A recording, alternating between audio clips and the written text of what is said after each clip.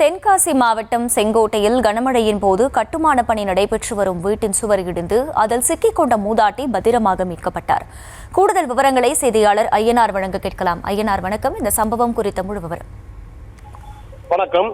அதாவது செங்கோட்டை பகுதியில் பெய்து வரும் கனமழை காரணமாக முத்தம்மாள் என்ற மூதாட்டி வீட்டின் அருகே கட்டுமான பணி நடைபெற்று வரும் வீட்டின் சுவர் இடிந்து விழுந்ததில் கட்டுமான பொருட்களும் விழுந்ததில் மூதாட்டி இடர்பட்டு சிக்கியதை தொடர்ந்து தீயணைப்புத் துறையினர் அந்த மூதாட்டியை பத்திரமாக மீட்டனர்.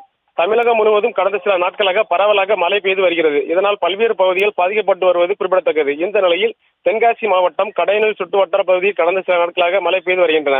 இந்த நிலையில் செங்கோட்டை பகுதியில் கடந்த 2-3 நாட்களாக பரவலாக மழை பெய்ததன் காரணமாக செங்கோட்டை SRK நகர் பகுதியில் வீடுகள் நெருக்கமாக உள்ள அந்த இடத்தில் முத்தம்மாள் என்ற வீட்டு அருகே ஒருவர் தனது முதல் தளத்தில் வீடு கட்டி வரும் நிலையில் மழையின் காரணமாக சுவரில் விரிசல் ஏற்பட்டு அந்த வீட்டின் சுவர் இடிந்து விழுந்துள்ளதாக கூறப்படும் நிலையில் சில கட்டுமான பொருட்கள் கீழே விழுந்துள்ளன. மேலும் முத்தம்மாள் என்பவர் வீட்டின் ஓட்டி விழுந்ததாகவும் கூறப்படுகிறது.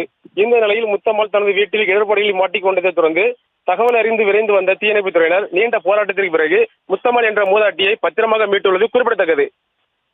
விவரங்களுக்கு நன்றி ஐயனார்.